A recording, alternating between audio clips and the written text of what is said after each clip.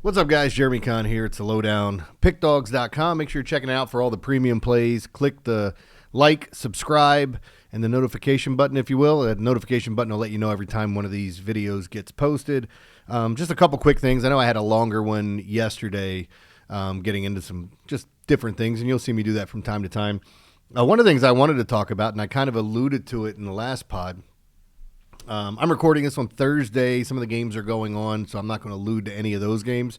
But like Thursday was so weird because we had two double headers, right? Because of the rainouts the night before.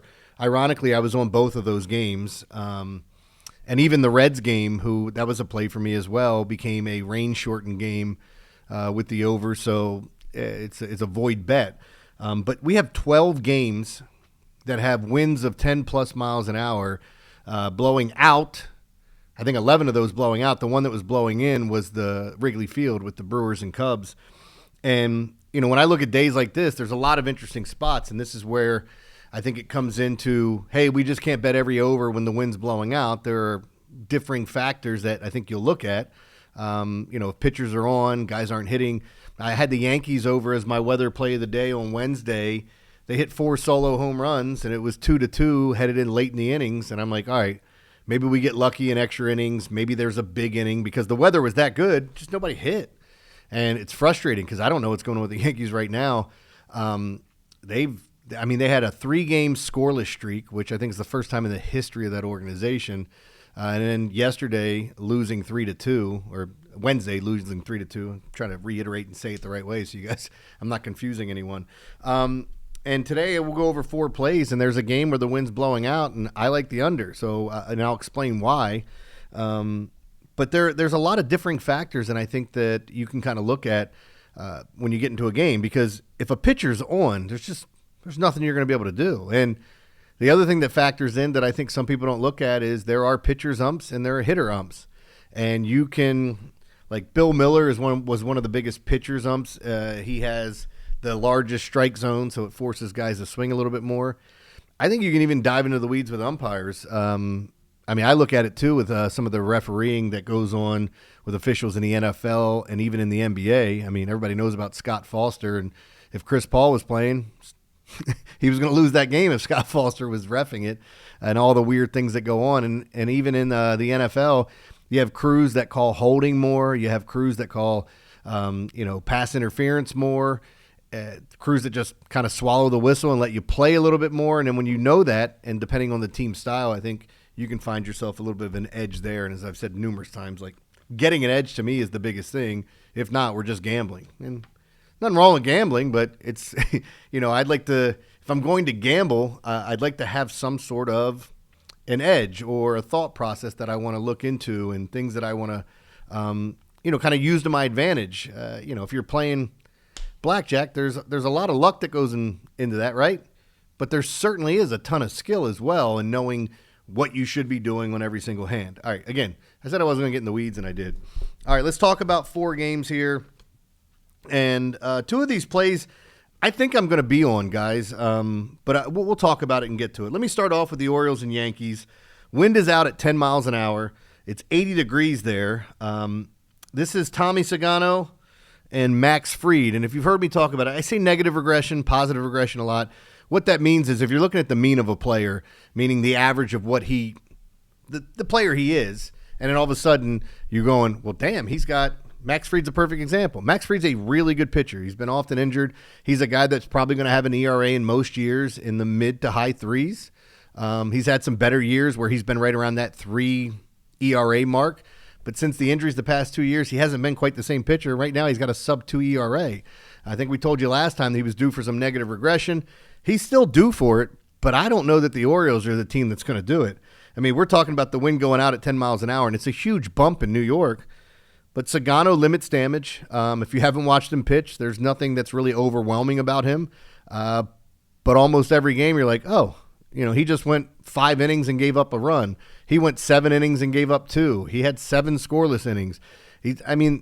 I think the more and more people get to see Sagano, that maybe that'll turn a little bit. But this is a guy that won the MVP over in the Japanese League a couple years ago.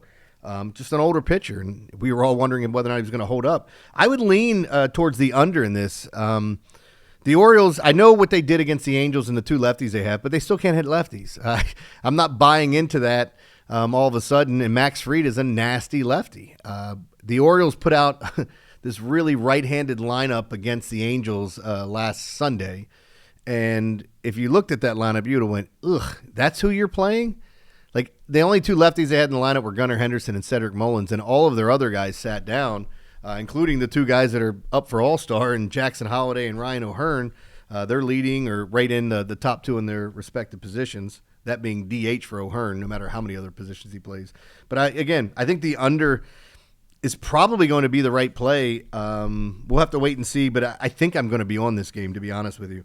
All right, let's go to the Reds and Cardinals. The wind is out to left at 10 miles an hour. You remember what I was talking about? Wind out to left. If you get a lefty pitcher in that game, or you get a righty that does rake right-handers, if the wind's blowing out to left, that's obviously going to benefit right-handed bats. And in this particular matchup, we're not getting the lefties. I mean, it's Brady Singer and Andre Palante. Palante a little chunky at times with that whip and ERA. He's not a big strikeout guy, but he does get some soft contact to get him out of jams. So like when you're looking at his whip, even though it's a high number because he is relatively a ground ball pitcher, you can get out of those jams. But looking at it, this is one where I think I'm going to lean towards the over. With the wind being out and both of these teams, as far as, if you're looking at the Reds and Cardinals, I think there is a lot of pop from right-handers. You got a couple of switch hitters on the Reds. But I like a lot of those right-handed bats. Spencer Steer in there, McLean. If you're looking at the Cardinals, I think you like some of their lefty bats, but there is some righty power in there as well.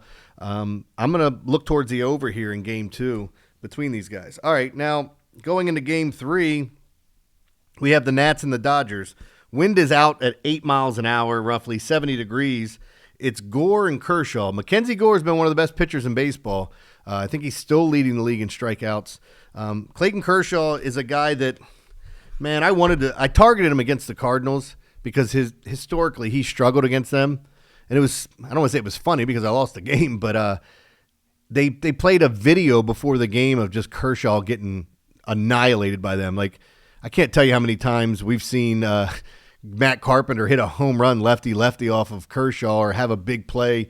Any one of those St. Louis guys, Lars Nootbaar, I mean, you start looking at him. But he settled down in that game, and he looked great, and I think he ended up striking out 8, even though his K prop is 3.5.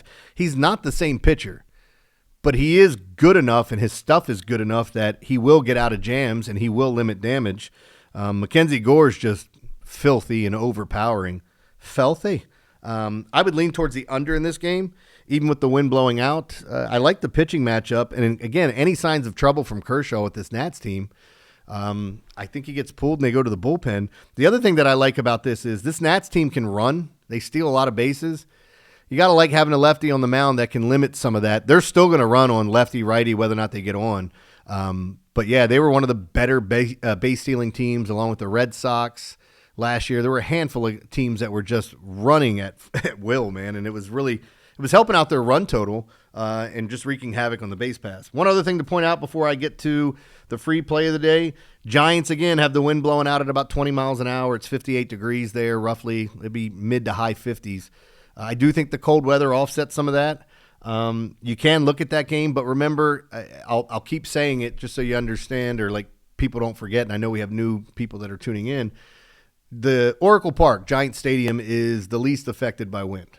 And meaning like 20 mile an hour winds blowing out is typically going to be like 10 mile an hour winds at any other stadium. They're right there on the water. They get these weird swirling winds.